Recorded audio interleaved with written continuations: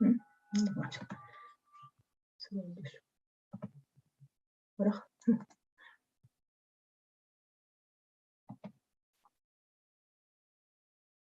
い。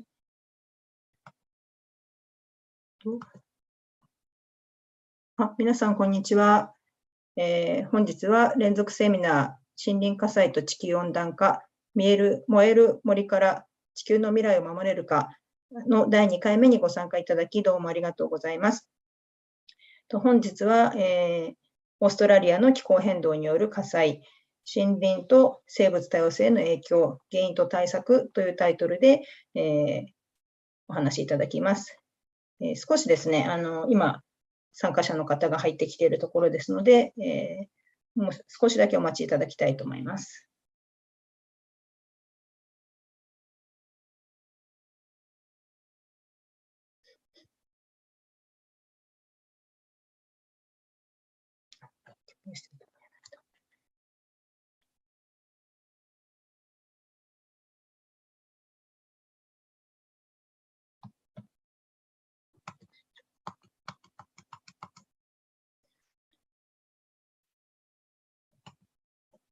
はい、ではそろそろ、開始したいと思います。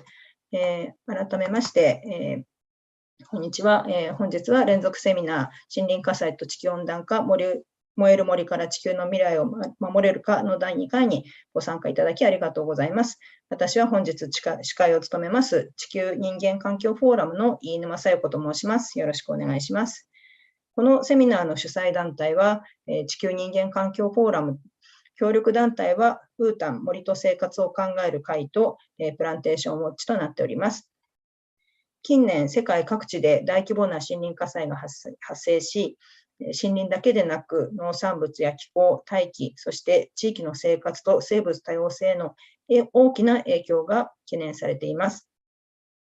森林火災は地球温暖化の結果であると同時に原因となり、気候変動がますます深刻化する恐れもあります。このセミナーは3回のシリーズで、インドネシアとオーストラリア、日本の研究者や NGO の方から現地の森林火災の状況、原因、そして対策についてお話しいただきます。そして現地での森林火災や泥炭火災は、パーム油や紙など私たちが日常的に使用している森林コモディティの生産と関係があることに注目していきたいと思います。森林コモディティの生産地での森林火災は対岸の火事などではなく、消費国である日本の生活や産業ともつながっている問題です。そこから気候変動と森林火災の対応として私たちにできることは何か考えていきたいと思います。では本日の講師をご紹介します。デイビッド・リンデンマイヤー先生はオーストラリア国立大学の教授です。森林生態学、資源管理、保全科学、生物多様性保全の分野で世界をリードする専門家で、オーストラリア南東部で大規模かつ長期的な研究プログラムを複数運営しています。主に農地、木材の生産林、プランテーション、そして保護区における生物多様性の保全方法や森林火災管理について研究を行っておられます。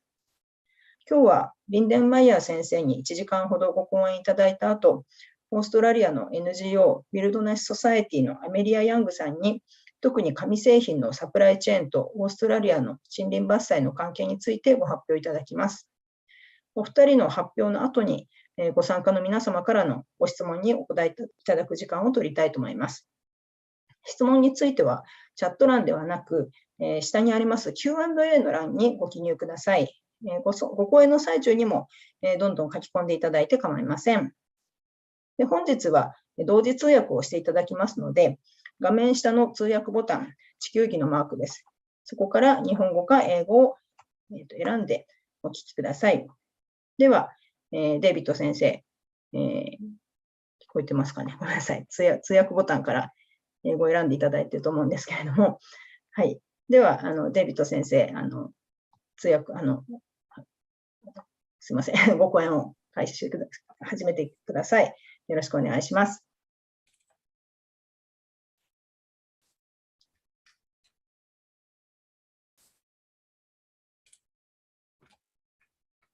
Thank you very much. Please let me know if the presentation is not working, and I will make sure that it will work at this end. So what I wanted to do in this talk was talk about logging of natural forest and wildfires. And I need to give you some context of the scale of the fires that just occurred in 2019 and 2020. So we had more than 12 million hectares of forest that was burnt. More than 3 billion animals were killed. And the estimated cost to the Australian economy was 100 billion Australian dollars. But I think it's important to understand that this is just one fire, and we need to look at many fires to really understand what's happening with fire in our natural forests.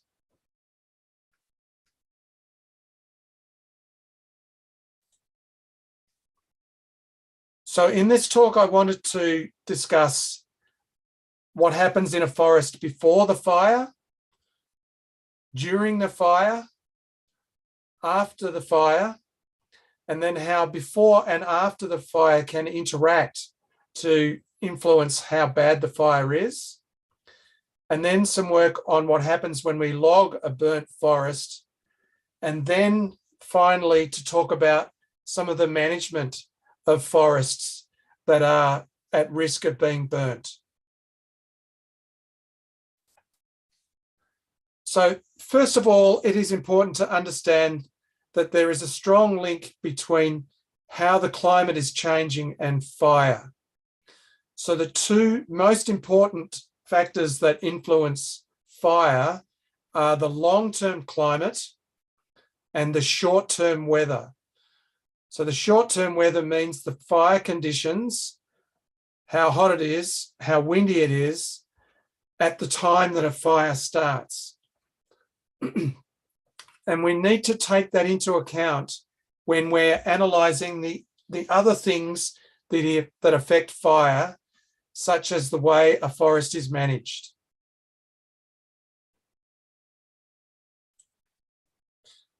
So we now understand that the climate is changing very quickly, including in Australia, but in many other parts of the world. And we know that one of the most important things that affects fire is temperature, and there are very strong relationships between the amount of carbon dioxide, CO2, in the atmosphere and temperature. And we can see that the amount of carbon dioxide in the atmosphere has increased in the last 100 to 200 years, from 280 parts per million to 421 parts per million. And that means that more recent years have been the hottest and the driest years on record in Australia. The IPCC suggests that we should reach an additional 1.5 degrees by 2030 in Australia. We have already reached that in some parts of our continent. And that means that we see now more extreme forest fire danger index days than we saw at the time I was born in 1960. There's been a 10 times increase in that number of extreme days. When we look at the global review, we see that there are now many, many studies showing that the more the climate changes, the more fire we are going to see in our forests. And here is a review paper published in early 2020 at the time that Australia was burning.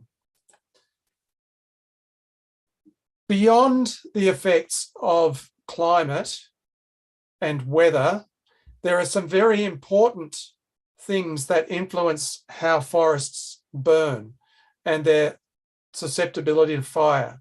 So this photograph actually shows a picture of me standing next to some giant trees in one of our most beautiful forests. that were burnt in 2009.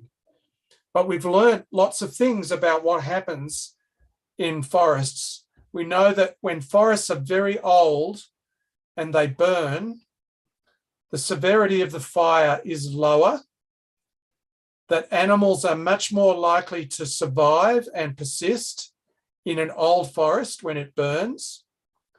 We know that animals and plants are much more likely to more quickly colonize the burnt forest, and the forest will recover much faster. Now, each of these slides has the reference to the work. And if you're interested, I'm happy to send you scientific articles that demonstrate the evidence that's on each slide. So from the other perspective, if we have a young forest, such as a forest that is logged, like the one in the background to this slide, the fire is much more severe. There are very few trees that remain, and the recovery of the species in the forest is much, much slower. Now I want to talk about a very important relationship that we have found very strong evidence for, and that is that a logged forest is very susceptible to high severity fire. So this is what the relationship looks like between the probability of canopy fire in this part of the graph and the age of the forest. So there's a period from about 7 years until about 40 years when the forest is at high risk of burning at very high severity. So a forest in this ecosystem that is about 30 years old will be about 40 meters tall, and the height of the flames in that forest will be about 50 to 55 meters high. These are the kinds of fires that kill people and that badly damage houses and property. And if we re-examine that curve, what we see is that the highest risk of a crown burn, so this is a fire that burns into the canopies of trees, are in logged forest, which we can see to the left of this line. And the unlogged forest, which is older, is to the right. And what we saw in the fires in 2019, 2020, in this paper, we showed that the fires were made worse by logging across our forests. And the important thing here is that we see the same kind of pattern of this relationship between logging and fire in very wet forests across the world. And we recently did a study of the 2019-2020 fires, and we see in this paper that was published in 2021, the same pattern that we saw before. This is the risk of crown burn or canopy burn on this axis here, and the age of the forest here, and you can see the same shape curve with this very high risk of canopy burn when the forest is about 10 to 40 years old. And so what we found then is that logging is increasing the risk of high severity fire. And this is the data set from across the fire, from Victoria through southern New South Wales to northern New South Wales. So these are three very large states in southeastern Australia. And there are two very important messages that come from the 4 million data points that were analysed across the footprint of this fire. And I've summarised them in the next slide for you. And that is that logged forest always burns at higher severity than intact unlogged forest. So that's the first very important point. The second important point is that a logged forest burns at greater severity under moderate fire weather than an intact forest burns under extreme conditions when it's very, very hot and it's very, very windy. So logging is adding significantly to the risk of high severity fire in Australian forests. So why does this occur? Why do we see this relationship? Well, in the background to this slide, we can see that there's a lot of debris that's left in the forest that doesn't get taken out. So this adds to the fuel for fires. We also know that logging dries out the forest because we lose very wet plants such as tree ferns, and the soil is dried out, and the structure or the architecture of the forest is changed. And many of the young plants that regrow are actually very flammable. And some of our most recent work, which I'll talk about in a moment, shows that young forest is also much, much warmer and very much more at risk of extreme variation in temperature. And this effect of logging will last for about 40 years after the forest is cut. So if we were to log a forest together tomorrow, in 2062, 40 years from now, that forest will still be at extra risk of increased severity fire.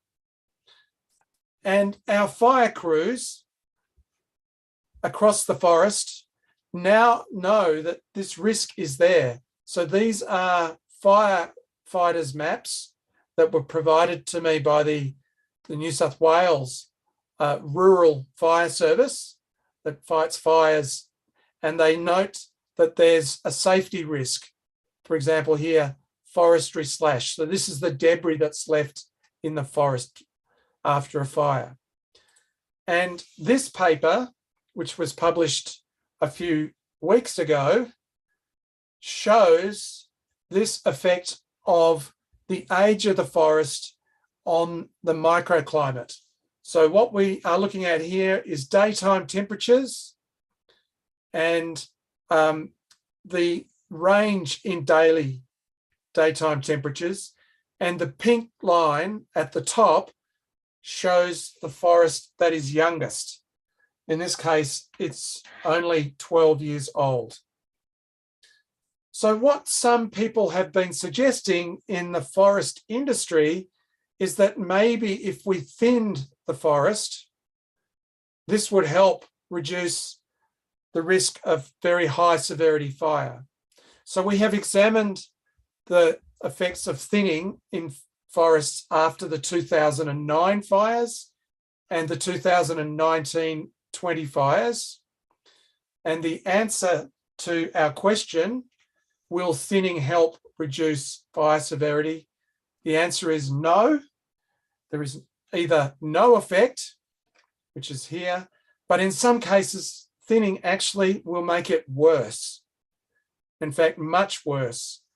And we found evidence of that in both 2009 and 2019-20.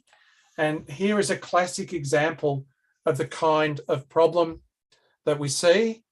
This forest was a natural forest.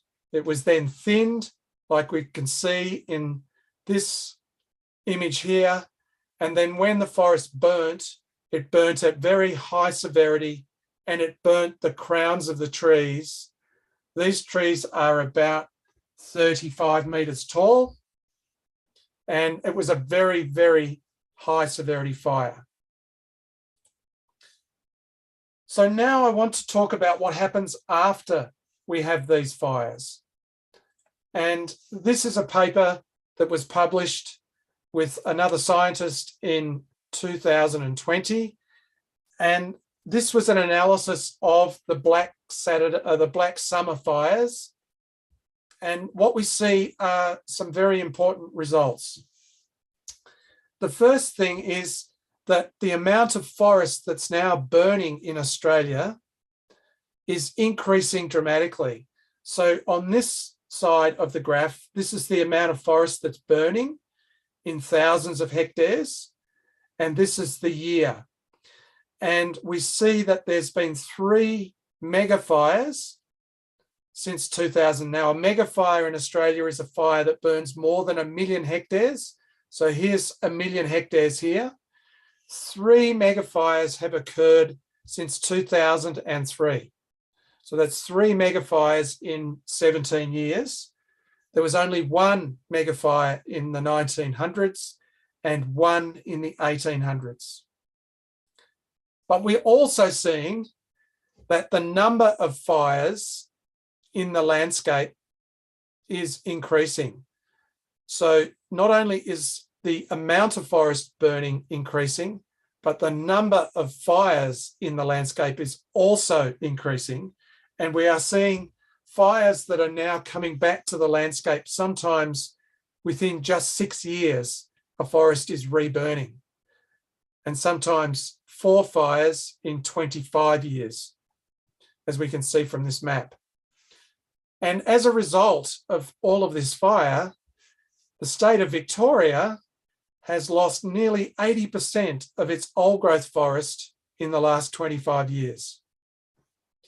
And in some forest types, so some types of forest ecosystems, the amount of old forest now is hugely reduced to the lowest it's ever been historically.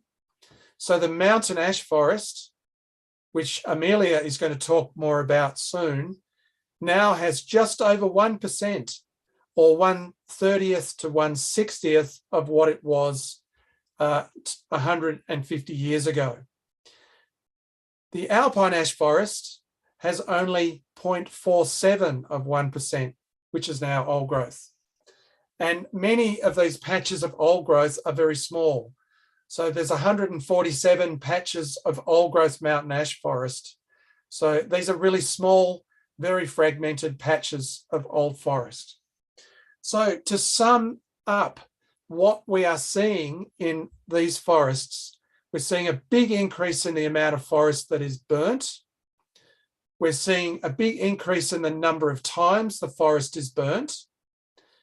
And many of the areas that were planned to be logged in the next 5 years, in some areas, are now have been burnt most recently.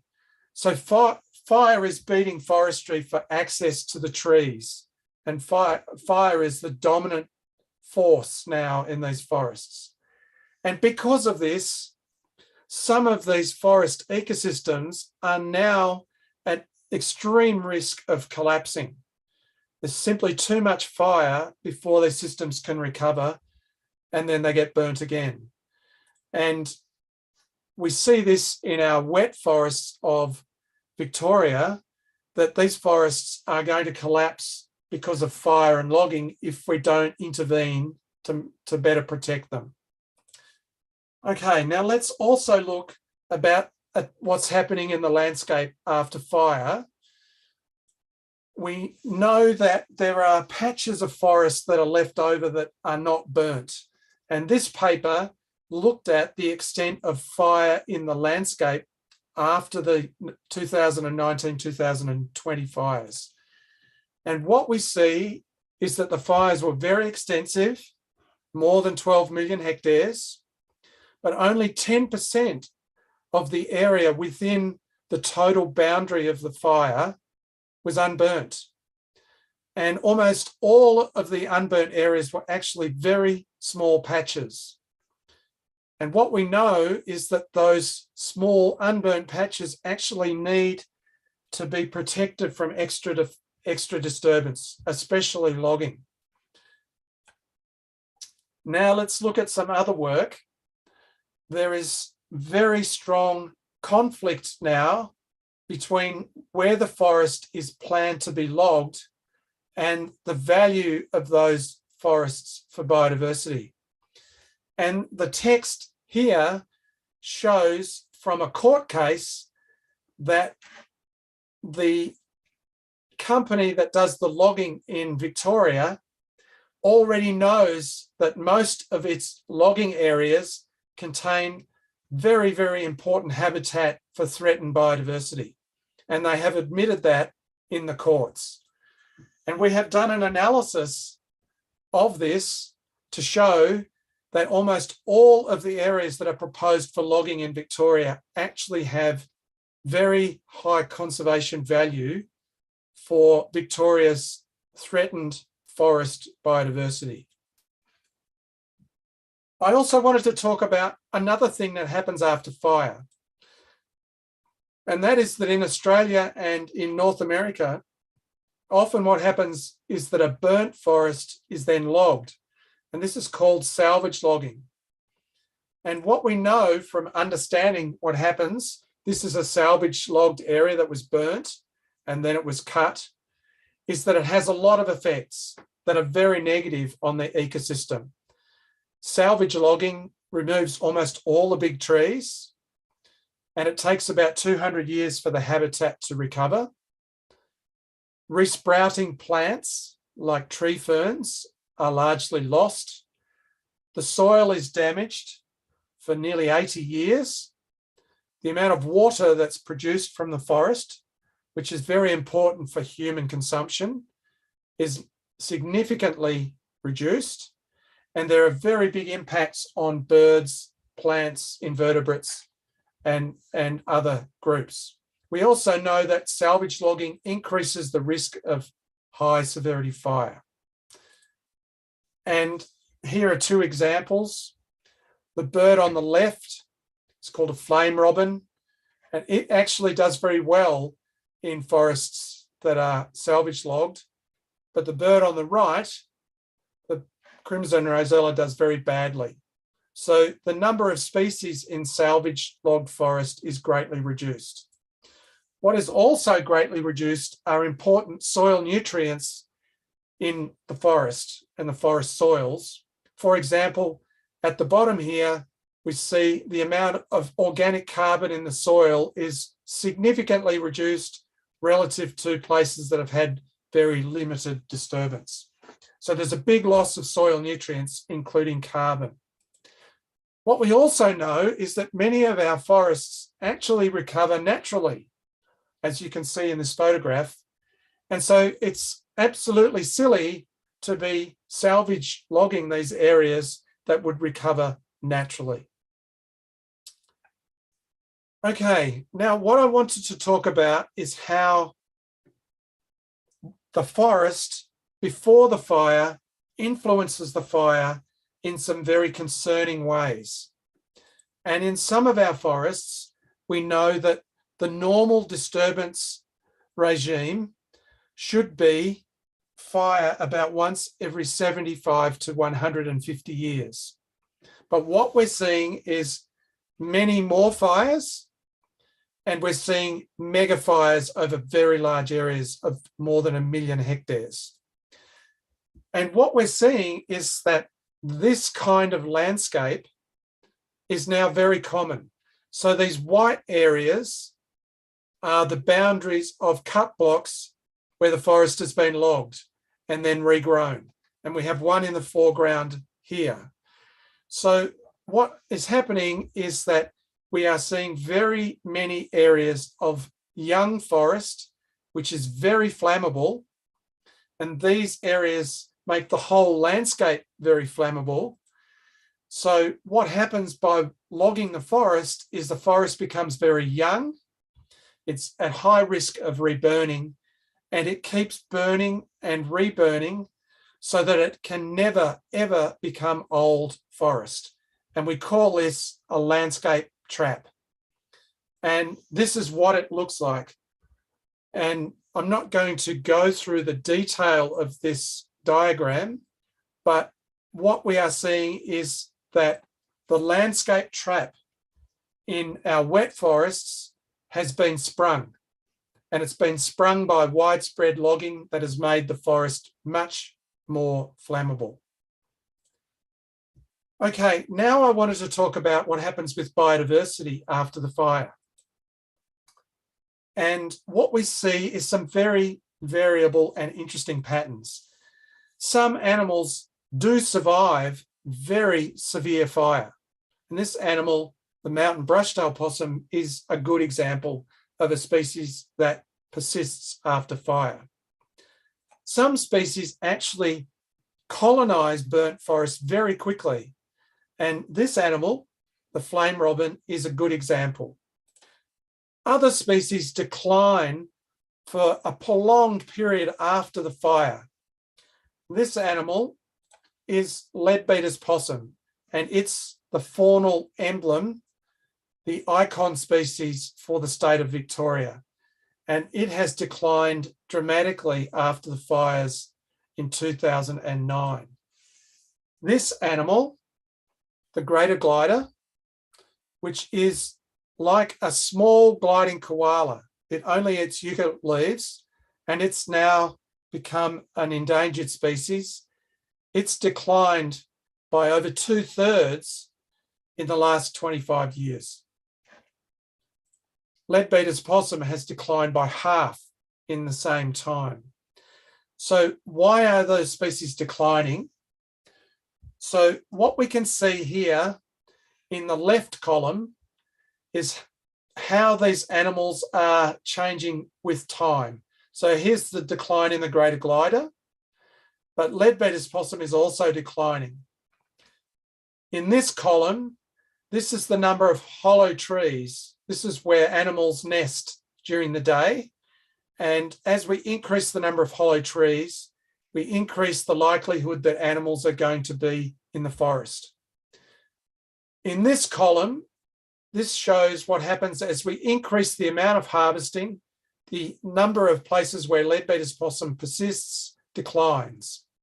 This species here, the sugar glider, actually increases, but this is the animal of conservation concern, and almost all species decline with the more fire you have in the landscape, as shown in this column. We also know that many bird species are declining with fire. So if we summarize the results of the last 25 years of work on plants and animals, possums, gliders, and birds are all declining in these forests.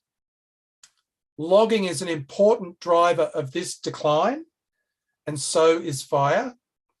We know that birds are very strongly linked to old growth, but the amount of old growth is now very small. We know that logging under the timber release plan is occurring in the places that are most important for threatened species. And we know that logging is fragmenting the forest, and that the current reserve system for all of these animals is not adequate. And here is one of the papers that has published the detailed results of how some of these species are declining in the forest. Okay, what I wanted to do in the last part of this talk is talk about what is actually happening in the logging industry in this part of Australia. So what we're seeing is that the amount of resource that's available to log is declining very quickly. The amount of employment in the industry is declining quickly. The industry is no longer profitable. The industry is conflicting strongly with biodiversity conservation. It's also conflicting with water production. The log forests are now at high risk of increased fire severity. Very few people actually have support for the industry. They don't want it to continue in native forests, and there has been a repeated failure of the industry to obtain Forest Stewardship Council certification. Okay, let's go to the resource availability issue. So what we see is that the normal frequency of fire in these forests should be about 75 to 150 years. The normal amount of time that it takes to grow a saw log to make timber is about 100 years, but fire is occurring so quickly that the chances of a forest growing to be 80 to 100 years is around about 15 to 20%. Essentially, what that means is that very few forests will ever reach an age where they can grow saw logs. The other thing that's happening, and we've demonstrated this in this paper, is that logging is now taking place in areas where it's actually illegal to log. This is a very steep slope that's about 35 to 37 degrees in slope. The law states that you should never log a forest over 30 degrees in slope. Yet we now find that nearly 75% of all areas that are being logged are over 30 degrees. So what is happening is there's widespread illegal logging, and the reason why these areas need to be logged is that there's almost no resource left. It's been overcut. Okay, let's now move to some analysis using the United Nations Economic and Environmental Accounting Framework. So this looks at the value of the forest in terms of economic uses. And so we developed a set of accounts for the forests in the Central Highlands of Victoria. This is where 65% of all logging in the state takes place. And to develop these accounts, we used information on water, carbon, timber, tourism, agriculture, and biodiversity. And when we look at the value of the different industries, we see that agriculture, particularly for wine and for growing horticulture crops like strawberries, is very large, $312 million. The value of the water is very similar at $310 million. The value of carbon is nearly $50 million. The value of plantation timber from radiata pine is $30 million. The native forest sector is only $12 million. And that's because it's largely producing paper pulp and wood chips and not high value timber products. So we actually see this in the Victorian government's own business plans. This is Vic Forests, which is the government-owned logging company. And this comes from their business reports, which show for the last 10 years that they've been losing substantial amounts of money, over 5.5 million per year. And what they say here is that timber harvesting operations in the largest forest management area in Victoria is not commercial. And if we look at Vic Forest's own annual reports, we actually see that the cost of logging the forest is much, much higher than the cost, than the benefits from cutting the forest. And we see that the level of loss has quadrupled in the last 4 years. And when we do some very careful analysis, what we see is that the state of Victoria would be almost between $100 and $200 million a year better off without a native forest sector. And we see that in this paper that was published in the journal Nature, Ecology and Evolution. As I said before, I'm happy to send people any of these papers that have been published.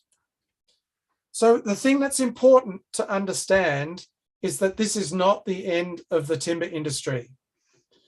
There are in fact two timber industries in Australia, a plantation industry and a native forest industry. And the native forest industry primarily produces wood chips and paper pulp. 87% of everything that's logged in native forests goes into wood chips and paper pulp. And Australia actually produces a lot of hardwood plantation pulp logs, and about 75% of that is exported. 2.9 million tonnes from 3.9 million tonnes produced. And about 88% of all the sawn wood in Victoria already comes from plantations. And we know that plantations produce approximately 14 times more wood volume per unit area than a native forest. And most of our forestry employment is actually in plantations, not in the native forests. And we know that with good design, plantations can be better defended against fire than native forests. So what do I think about the future of forestry in Australia? I think it's important to stop native forest logging and manage native forests for biodiversity, to reduce fire, to increase carbon storage, and to increase the amount of water produced. I think it's important to produce wood products, but from plantations. We know that plantations produce less greenhouse gas emissions for wood produced, and that the value of a plantation asset is much higher than from native forests. We also know that if we increase our focus on plantation design, urban forests and farm forestry, we can produce the wood products that we need, and we can have better biodiversity, better carbon storage, and better water production. So I'm going to finish there, but that is a summary of a small amount of the work that we've been doing in the last 25 to 30 years in natural forests in southeastern Australia. Thank you very much.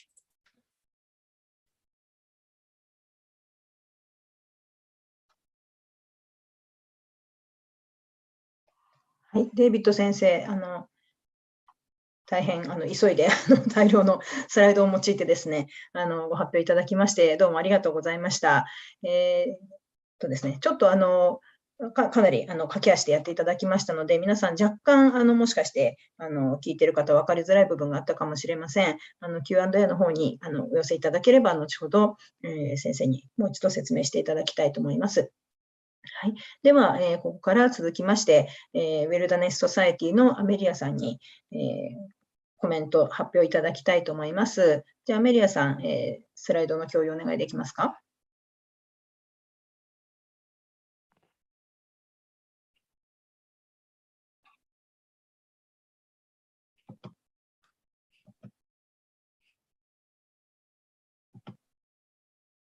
All right. はい、よろしくお願いします。Thank you very much for the invitation to speak with you all tonight. I'd like to begin by acknowledging the traditional owners of the country that I'm joining the Zoom from, the Ngunnawal people, and pay my respects to their elders past and present.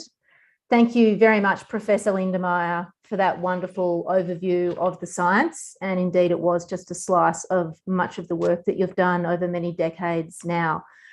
But it really sets a very good context for what I'd like to speak about tonight. As we've just heard from Professor Lindemeyer, the mountain ash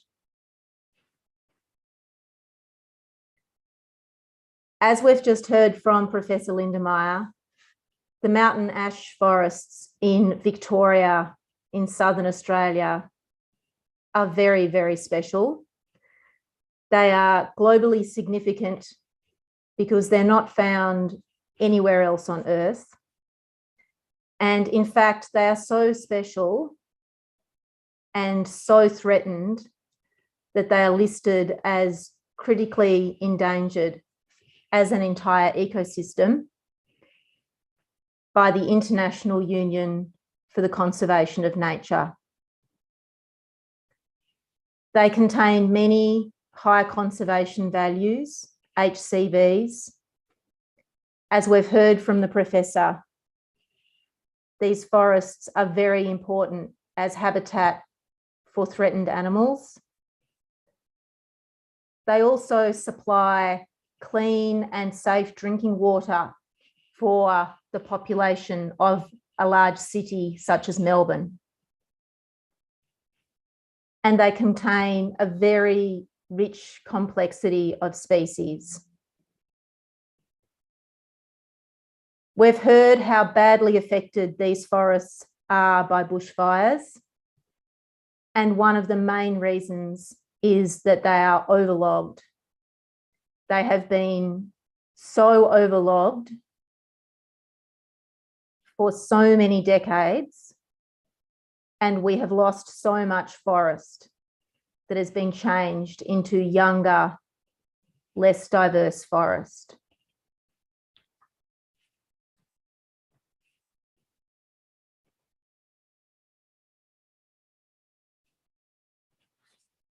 These very special mountain ash forests are a wonderful example of why the plants, animals, and the natural environment is so different and so special on a global scale. The continent of Australia is very old and it has been isolated for millennia. This means we have plants and animals that have adapted to drying conditions. And not being connected to other land masses for a very long time means we've seen specialisation and uniqueness, like the mountain ash forests and like the leadbeater's possum that Professor Lindemeyer spoke about. And this map shows the importance of a region for evolutionary uniqueness. And we can all see Australia is outstanding globally for evolutionary uniqueness and second only to Madagascar.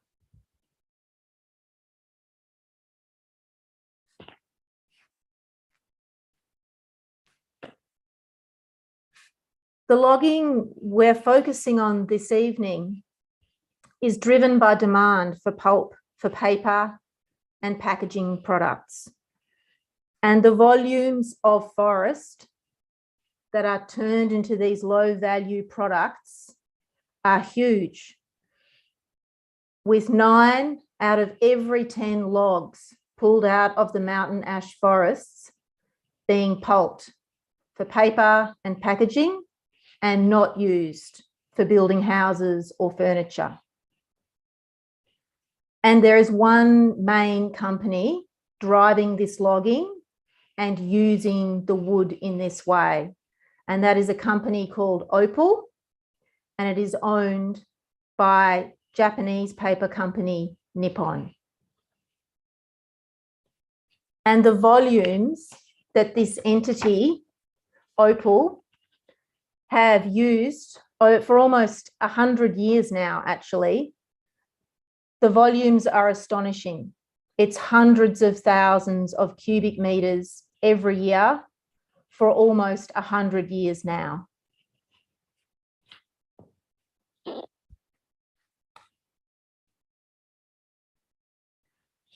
So it's because of logging like this that it's hardly a wonder Australia is a global deforestation hotspot. Australia is actually second only to Indonesia for biodiversity loss. And embarrassingly, our country is leading globally for mammal extinctions, primarily due to the loss of forest habitat. As you can see from this map, the deforestation problem in Australia is just as bad, if not worse, than the well-known deforestation hotspots like Brazil in the Amazon or the Congo in Africa. And whilst tonight we're speaking about the impact of the logging in the southern forests, which is driven by the demand for pulp, for paper and packaging, you might be interested to know that in the north of the country, deforestation is driven by beef production, where forests are still cleared for cattle.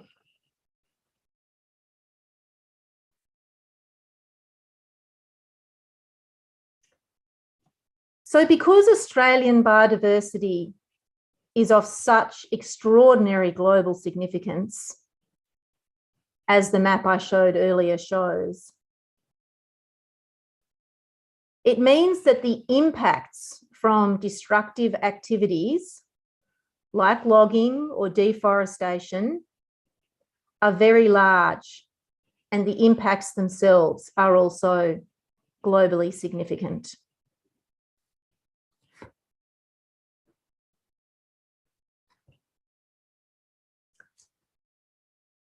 Another persistent problem, which Professor Lindemeyer also referred to briefly, is the question of lawfulness. Time and again, the state government logging agency responsible for the logging in the mountain ash forests has had serious questions raised about whether it is logging legally. A huge grey cloud was cast over all of the logging conducted in the mountain ash forests since the federal court ruled that Vic Forests logging was, is, and likely would continue to be illegal, as it was in breach of endangered species protection laws at the state level. This federal court ruling means that nobody can be certain that products made from wood sourced from these forests are legal. There is a systemic risk of illegality, partly because since the federal court handed down that ruling in 2020, numerous other cases have been brought forward, and there are currently 11 cases before the courts dealing with the matter of Vic Forests legality.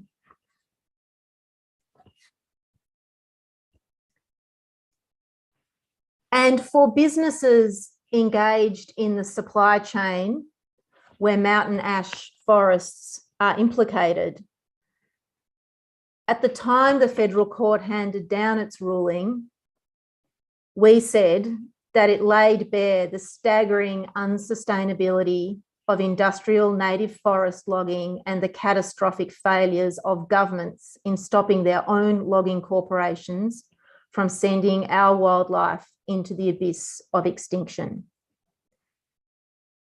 And this describes the risk that companies involved in the mountain ash supply chain are exposed to.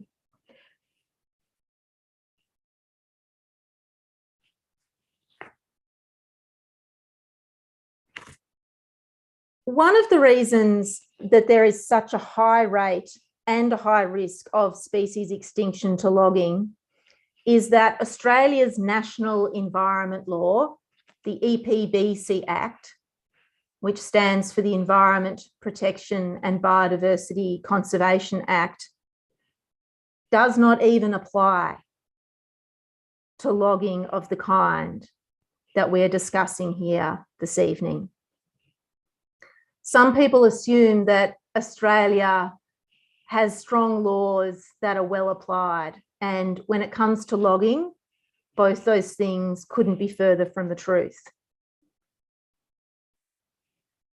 The EPBC Act was reviewed recently, and the independent reviewer found that this piece of law is ineffective and it does not enable our national government to effectively protect environmental matters that are important for the nation. And the law we have is not fit to address current or future environmental challenges. On top of that, it doesn't even apply to native forest logging. And so whilst the logging has been found to be unlawful under state law, because it is not even subject to national law, it's not found to be illegal under national law. And a key message from us is just because something might be legal doesn't mean it's ethical or acceptable. and legality, simply by virtue of the logging not being made subject to national environment law, cannot be relied on for assurance. And logging is the only industrial activity in Australia that is not subject to national environment law. So it's quite an exception.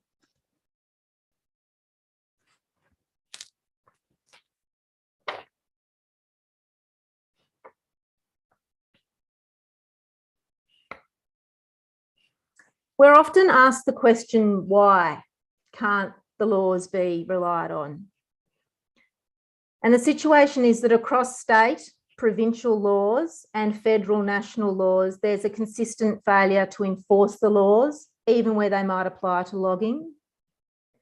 There's a consistent failure to carry out the required reforms, particularly after we've seen these enormous bushfires that Professor Lindemeyer spoke about, and the ongoing loss of forest to logging. There's a failure to recognise that these forests and the animals that live in them are globally significant.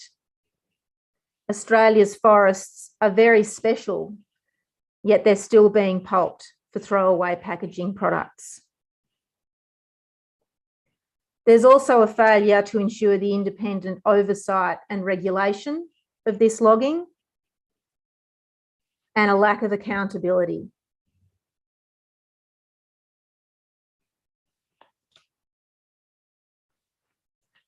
On top of all of this, the community does not support logging. 1 in 2 Victorians have recently told the government through the government's own survey that we want the forest protected from logging. More than 1 in 3 say that maintaining healthy forest habitats is important. And more than 1 in 3 say forests should be managed for biodiversity and climate. So logging is very, very unpopular, and this raises serious questions about the social licence for the products that are made from the wood from these forests.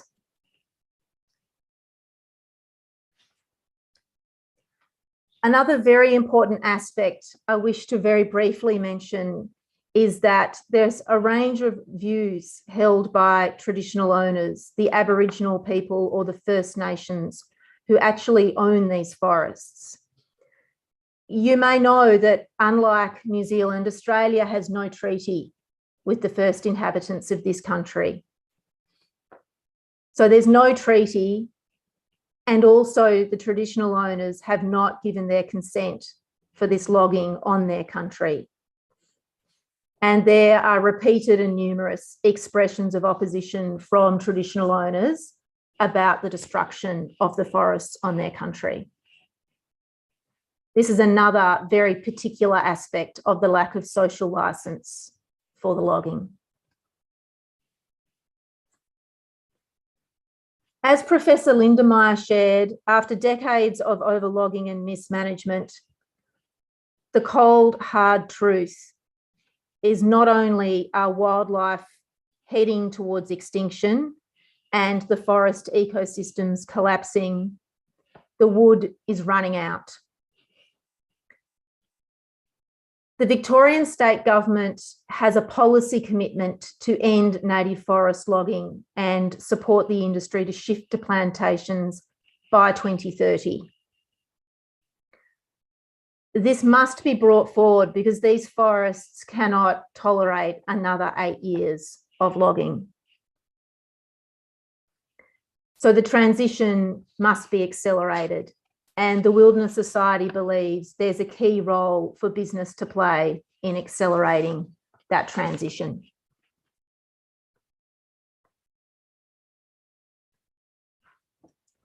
So in summary, this logging is unpopular, it's unlawful, it's driving wildlife to extinction, and it's ending in 2030 or earlier anyway. And there is a viable alternative in plantation wood and also in recycled fibre, because let's remember, the main product made from this logging is packaging. So the key opportunity for business here in this context is to be able to find ways to support communities' wishes for these forests. It's very, very important that companies ensure that they're not exposed to illegality in the supply chain. And in so doing, businesses have a key opportunity to support endangered wildlife to thrive,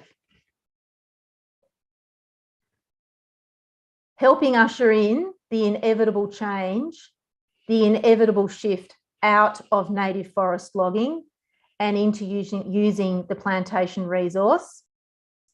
It's going to happen anyway. It needs to happen sooner. And there is a big invitation from conservationists, scientists, and the community in Australia to help make that change happen faster. At the Wilderness Society, we're very concerned about biodiversity risk of the kind that arises when businesses are engaged in supply chains like the packaging supply chain off the mountain ash forests. And we expect at our organisation for ethical and effective decision-making from governments to reduce and avoid biodiversity risk, but also from corporations engaged in supply chains. We cannot rely on the governments to make sure that they're protecting these forests. They haven't, they can't, and they won't. We also need business to help drive the change that the forests need and the community wants.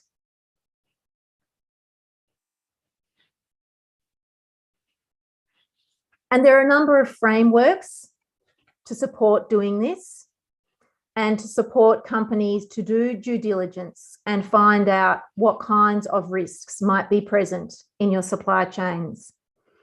We believe that conducting risk assessments is critical and also putting in place steps to mitigate against the risk. There are some international commitments and initiatives that we recommend. The Glasgow Leaders Declaration on Forests just recently set the bar for how the globe's forests should be managed.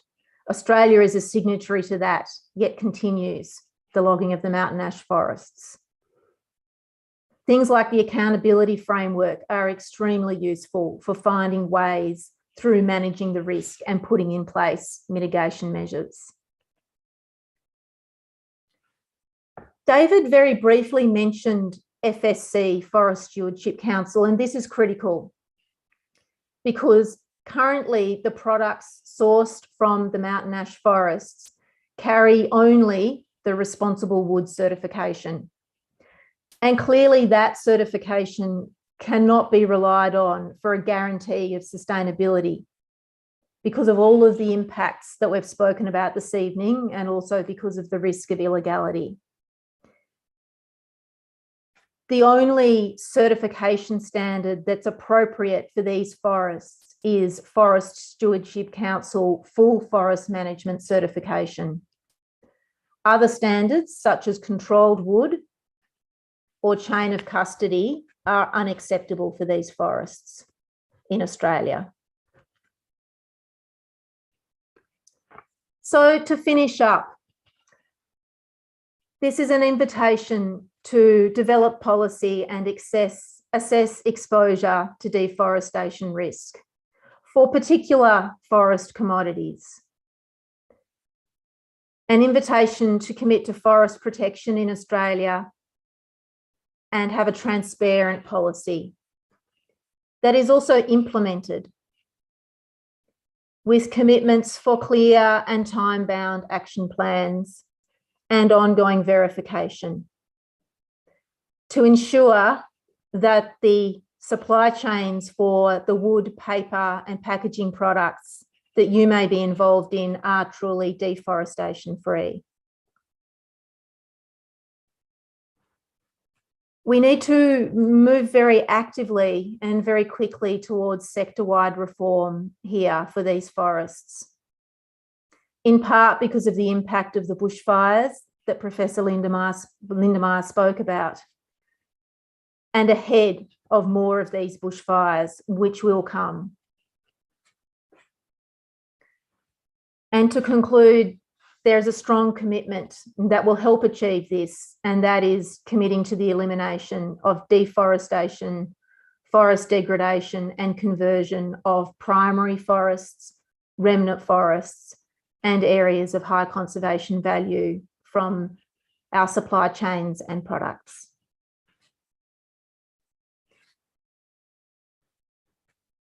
Thank you again very much for the opportunity to speak with you all this evening.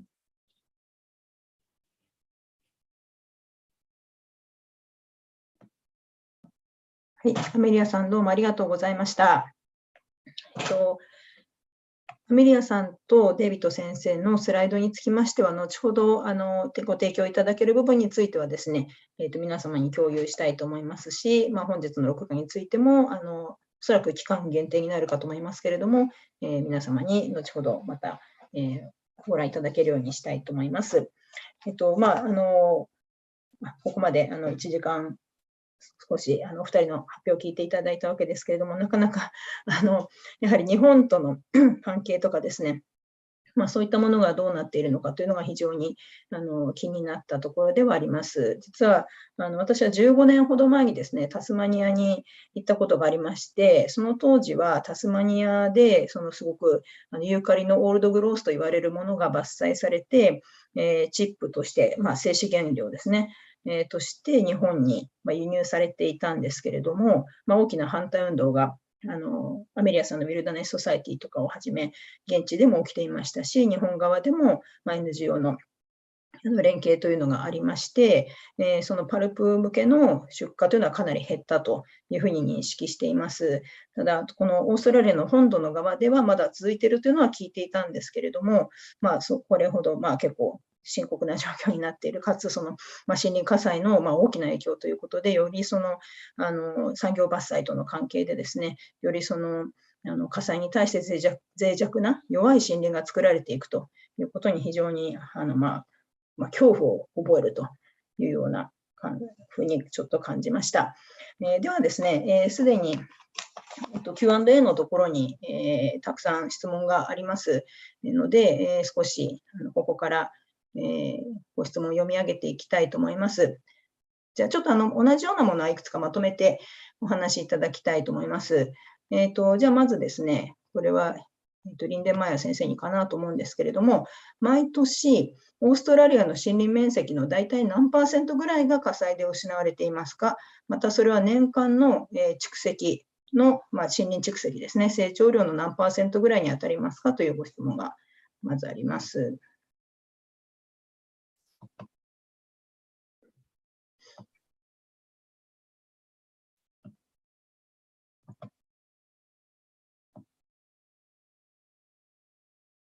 Okay, so what has been logged or what has been burnt or both?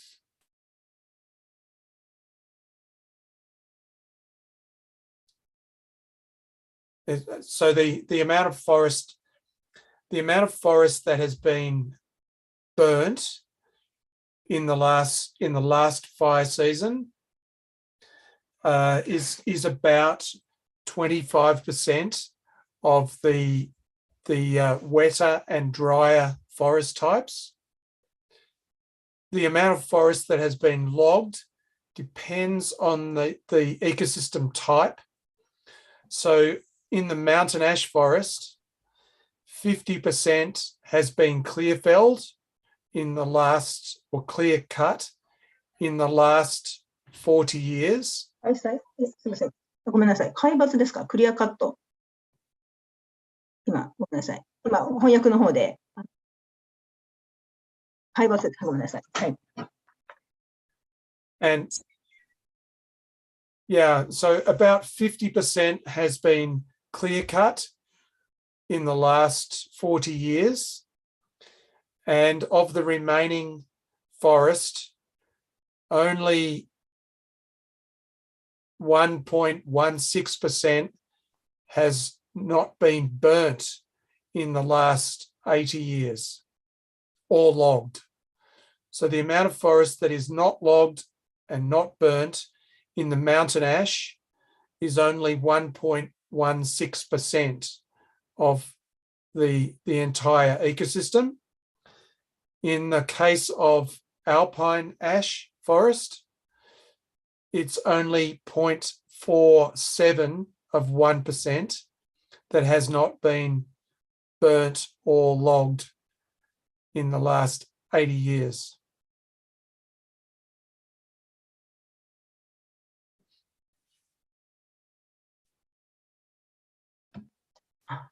ありがとうございます。ご質問では毎年と書かれていたんですけれども、最初のお話にありましたように、年による上下と変化というのは非常に大きいので、平均的にというよりかは、そういった今のような形でのご説明になったかと思います。ありがとうございます。では続きまして、老齢林の火災よりも、総齢林や弱齢林の火災の方が、生物多様性の影響が大きいのでしょうかという質問です。また、その総齢林の火災が多い理由は何ですかというご質問です。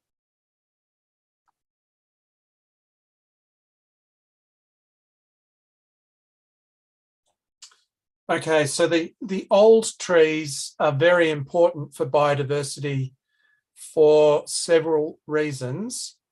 The first one is that the old trees are the ones that develop the cavities or the hollows for other animals. The trees need to be at least 120 to 150 years old before they're big enough to develop cavities for other animals. But also the big, large, old trees have a lot of flowers, a lot of nectar, a lot of pollen, and they're a very important food source for many animals, especially birds. The reason that we have a lot of intermediate and young forest is that a lot of our old forest was cut 40 or 50 years or 100 years ago, and the forest has not been able to grow old enough to have new areas of old forest to develop. And the young forest is very flammable and has also been now also extensively logged. And so the landscape is dominated by very young forest that is very flammable because of past fire or recent and past logging. So the structure, the composition of the landscape has changed over the last 200 years from being mostly old forest with small amounts of very young forest. Now it's the other way around. Now it's almost all young forest and only very small amounts of old forest within it. And this has a big effect on biodiversity, but it also has a big effect on carbon.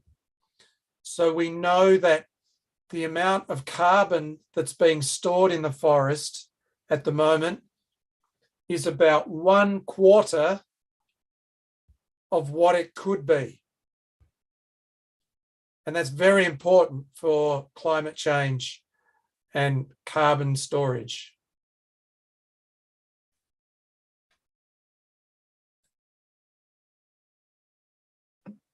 すみません、今の点ちょっとだけ確認したいんですけれども、本来あるべき炭素貯蔵量というのは、それが、オールドグロースとかであれば貯蔵していた量という意味でしょうか。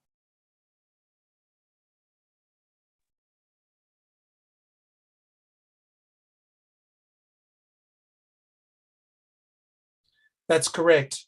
In these forests and most other forests around the world, the most carbon is in the biggest trees.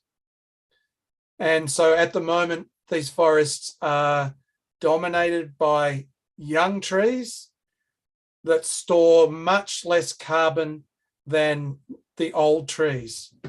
So we know from our measurements that an old mountain ash forest can store up to 1,800 tonnes of above ground carbon biomass per hectare, which makes them the most carbon dense forests anywhere in the world.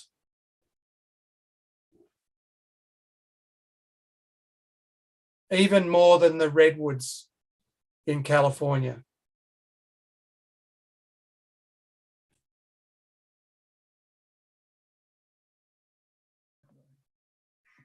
炭素蓄積という意味でも、老齢林を保護していくことが非常に重要という意味ですね。ありがとうございます。はい。では続けて、これ私もお聞きしたかったんですけど、サルベージ伐採ということについて、ちょっとよくわからなかったので、もう一度、ご説明お願いできるでしょうか。日本ではあまり聞いたことがないので、はい。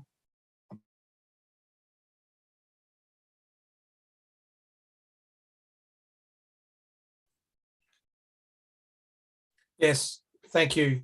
So when a forest is disturbed naturally by a fire or an insect attack, what often happens in Australia and in North America is that the forest, the damaged trees are then logged to try to recover some of their economic value.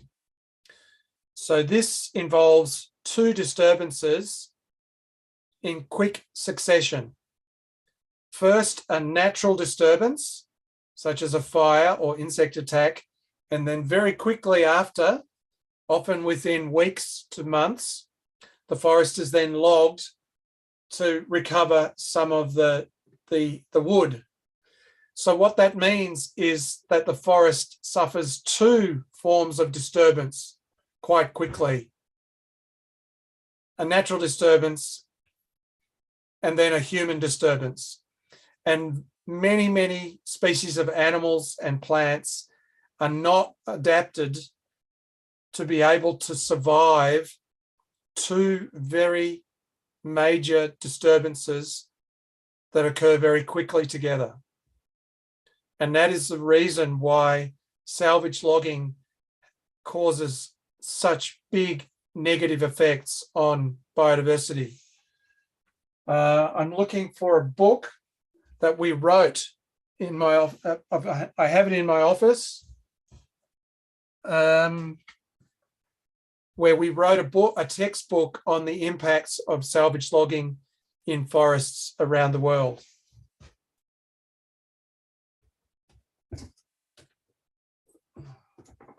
Here it is here. And I'm happy to send you a copy of that book if people are interested in reading it. But we've written about 30 scientific articles on salvage logging effects, and I'm happy to send those to people as well if they are interested.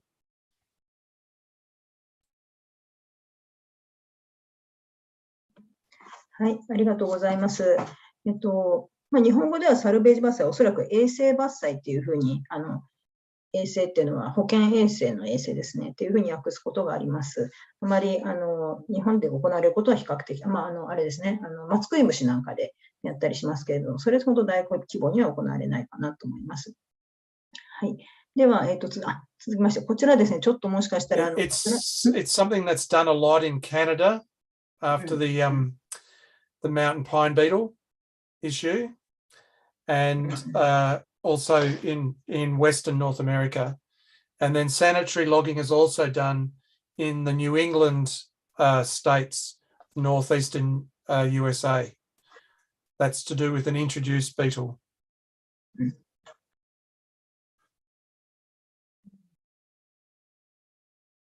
はい、ありがとうございます。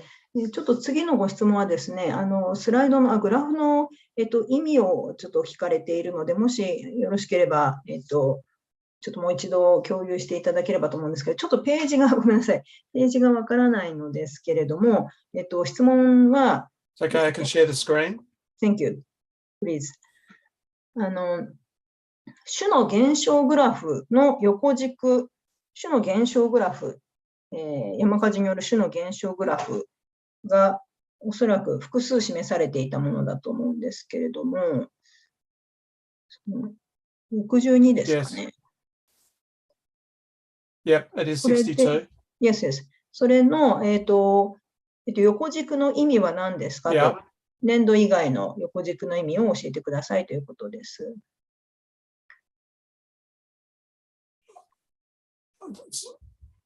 So the second column is the number of hollow bearing trees.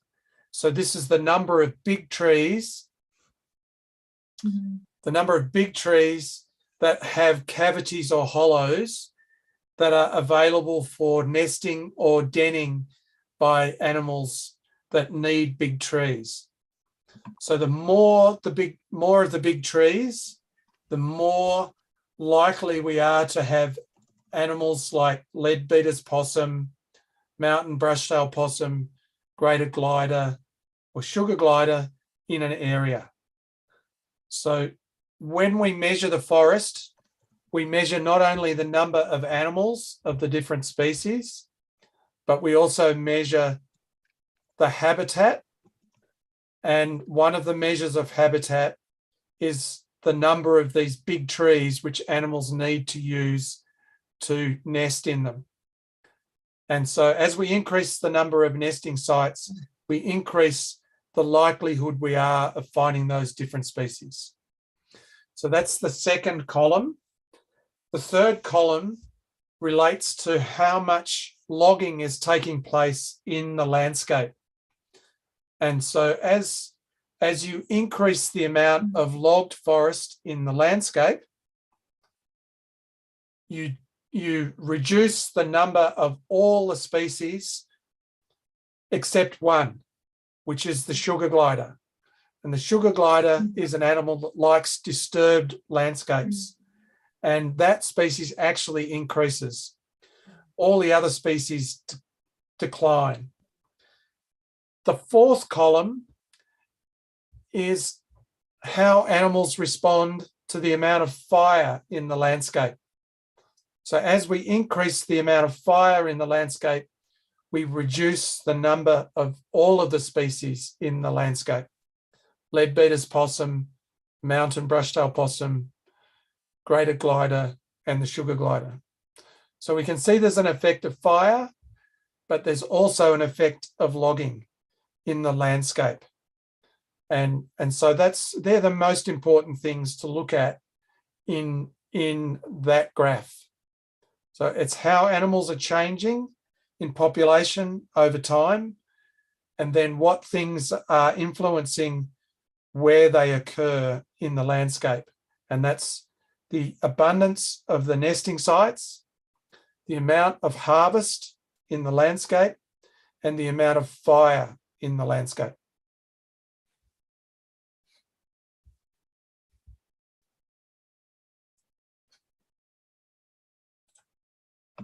はい、ありがとうございます。では続きまして、ですね、ちょっと毛色の違う質問なんですけれども、違法な伐採をする企業は、違法に人を雇い、低賃金で雇用するなど人権侵害にも抵触しているのではないかと予測します。IUU 漁業、Illegal Unreported Unregulated Fishery ですね、のように、不法な資源搾取と人権侵害が同時に起こってしまうというデータや事実はオーストラリアにおいてありますでしょうか。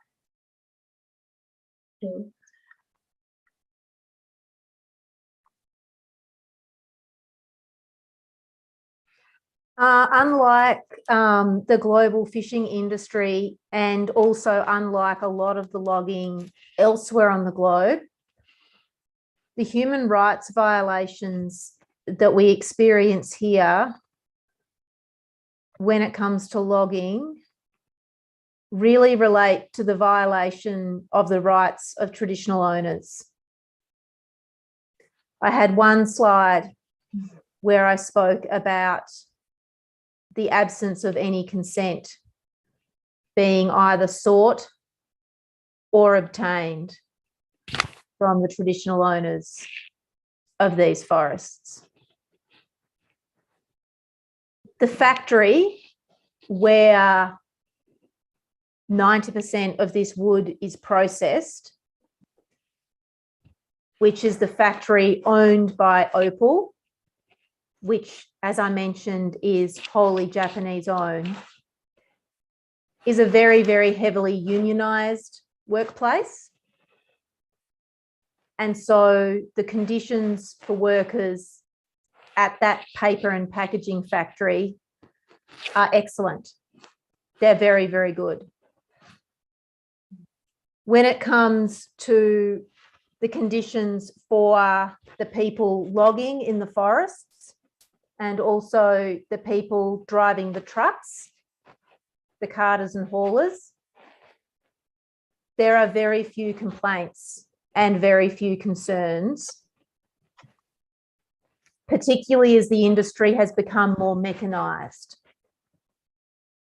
So it is true that in the past, there was a very high rate of injury and death in the logging industry here in Australia. But particularly since the advent of industrial clear fell logging in the late 1960s, the safety of workers has improved.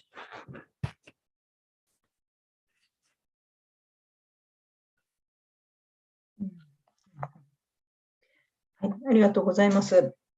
労働者の権利に関しては非常に良くなっているけれども、その先住民族の方の土地権の問題、合意の問題についてはまだ大きな課題があるということですね。Yes, absolutely. はい、ありがとうございます。ありがとうございます。では、次の質問です。ですね、伐採後に発生する端材、残材、枝葉などは、利用されているのか、あるいは処理されているのか、またあるいは放置されているのか、どうなっているでしょうかというご質問です。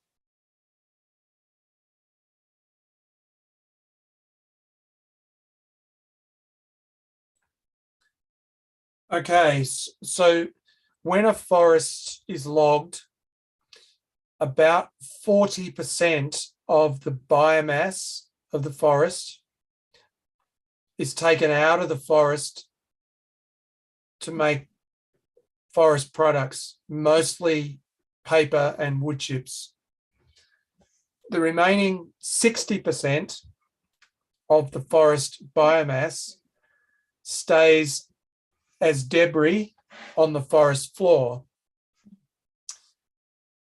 What then happens is that after 1 to 2 years, that material is left, it dries out, and then there is a very high intensity fire used to burn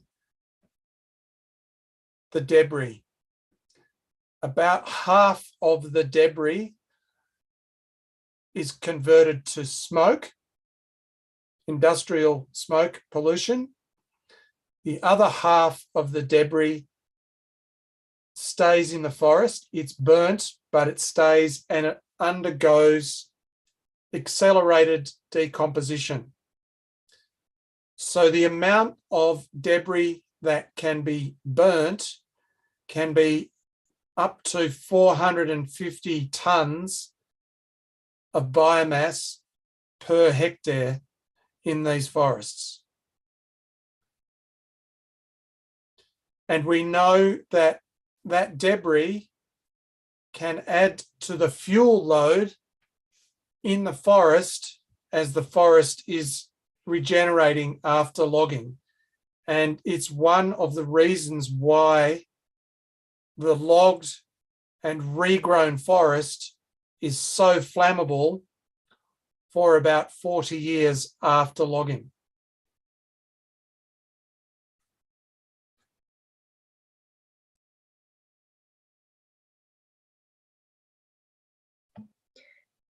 すいません、ちょっと確認ですけれども、それはつまり、その残された残砂、60% 残砂として森林地に残るということでしたけれども、それは森林火災を防ぐためには取り除いてしまった方がいいけれども、それはされていないという理解でよろしいですか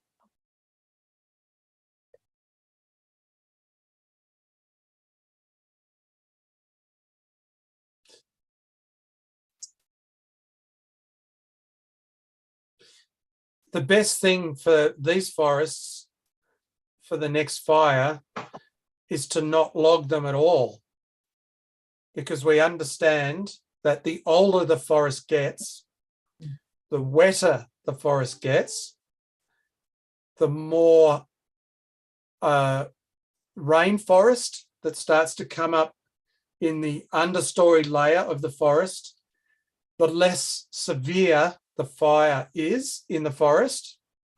And a very, very important new discovery that we've made in the last 2 weeks is that the way that the fire moves through the landscape is blocked when you have rainforest and old forest in the landscape. So one of the important things about the way fire moves in the landscape is that it slows and often stops when the fire comes up to a rainforest or a very old mountain ash forest. So that's another reason why we should not be logging these forests, because the old forest provides a barrier to the movement of fire through the landscape. So it is true that there is a lot of debris left in the forest, but it's important not to log the forest at all to create that extra debris in the first place.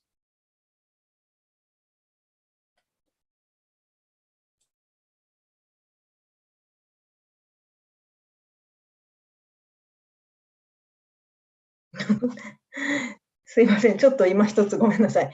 私が理解がちょっと不十分だったのですけど、おっしゃった最後に残砂が火を止めるっておっしゃった、残砂ではなくて生きたままの木があれば火を止めるっていう意味でしょうか。切って乾燥した残砂が残っていると燃えてしまうというふうにおっしゃってたと思うんですけど。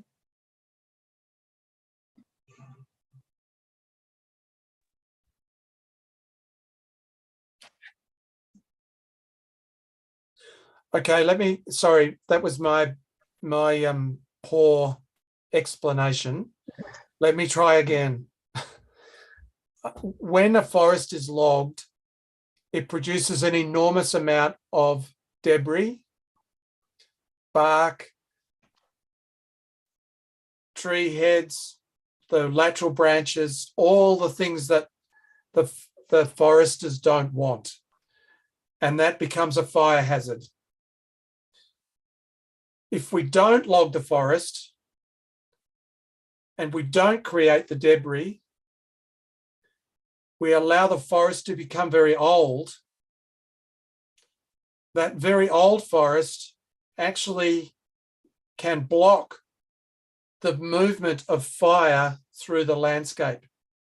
And that old forest does that because it's wetter, it's cooler, and it often has very dense rainforest, which keeps the moisture on the ground and in the understory.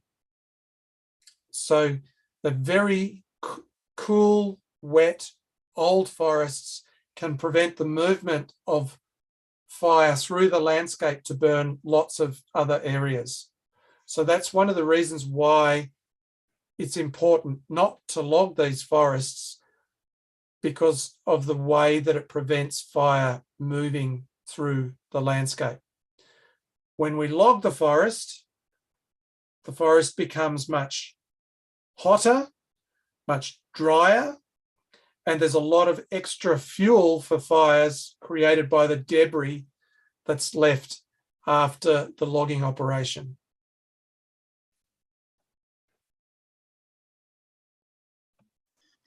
すいません。重ねてありがとうございました。では、続きの質問を、いきたいと思います。天然林の方が、経済価値が高いのであれば、天然林の伐採をやめる必要はないのではないかと思いますが、いかがでしょうかというご質問です。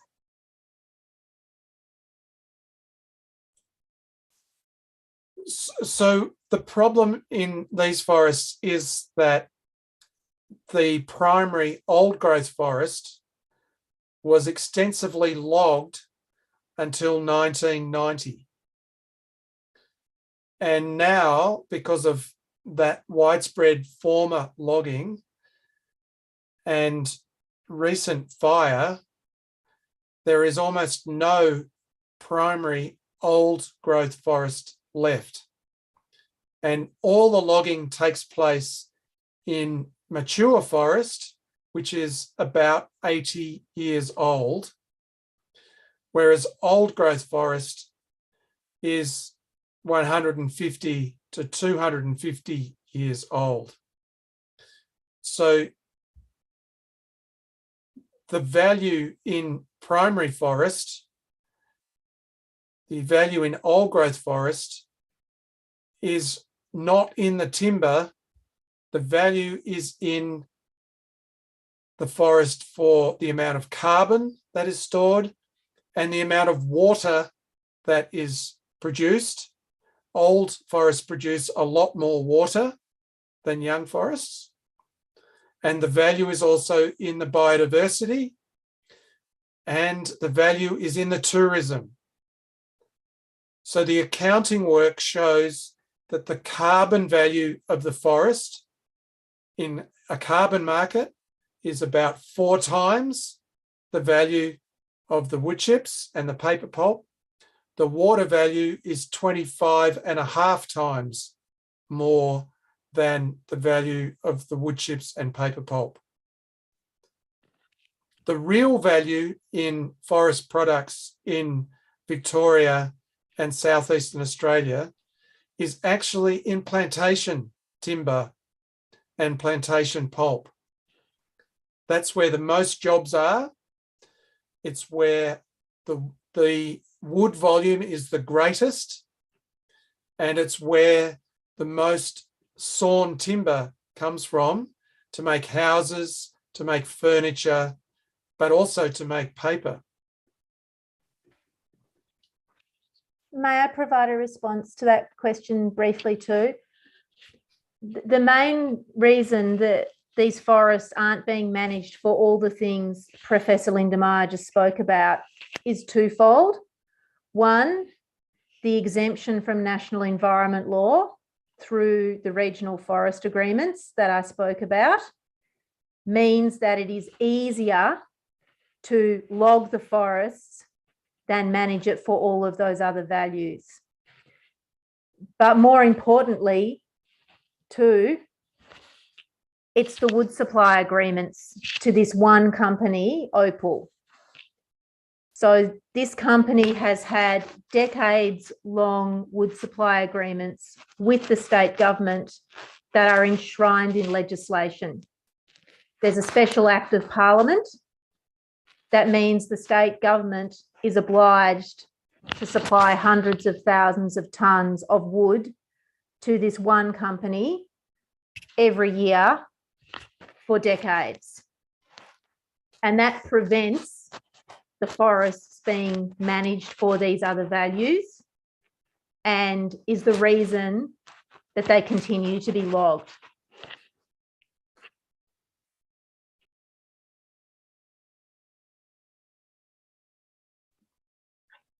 ありがとうございます。何十年もこういった世界の状況がいろいろ変わっていく中で、そういった長期契約に縛られてしまうというのは非常に残念なことだなと思います。はい、では続きまして、ですね、今の話とも少しつながるんですけれども、オーストラリアでは、原生林あるいは天然林の保護などのために政府の規制はどのように行われているのでしょうか。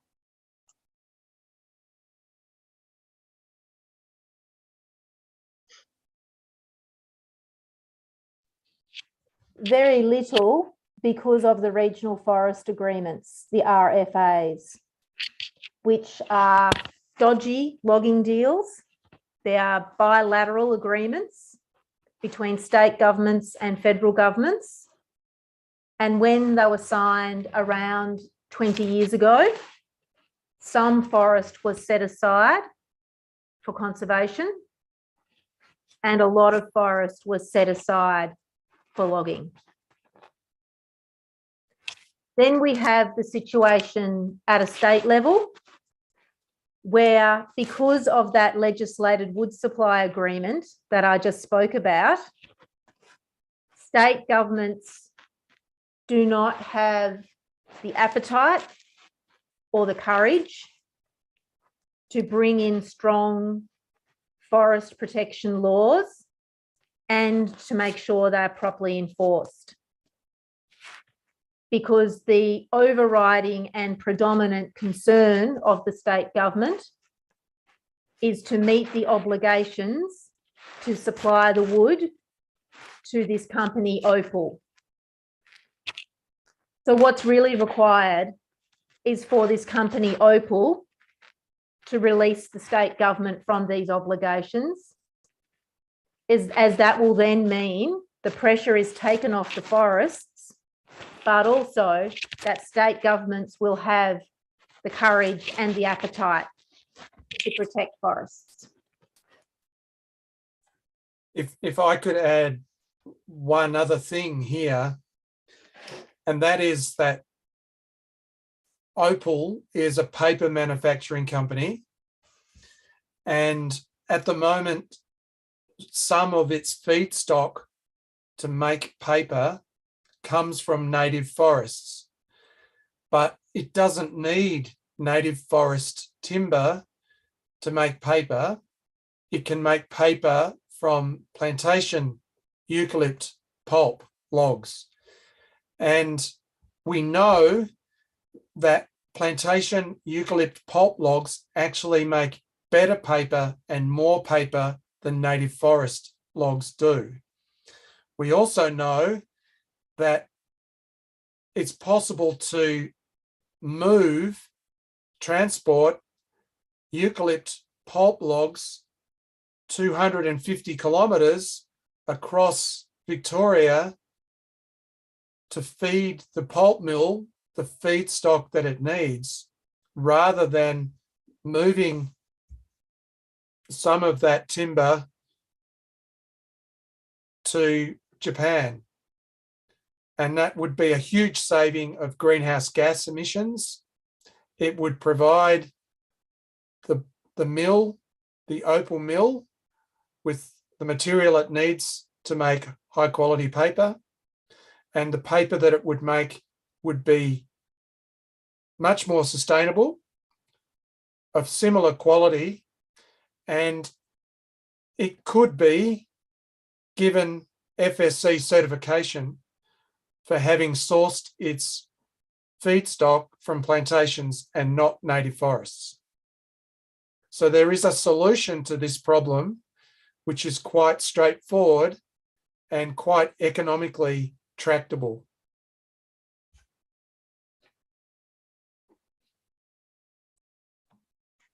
はい、ありがとうございます。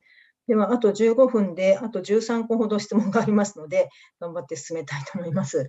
ですね、伐採を行わなかった場合、人工林、天然林と人工林ではどちらが火災リスクが高いのでしょうかという質問があります。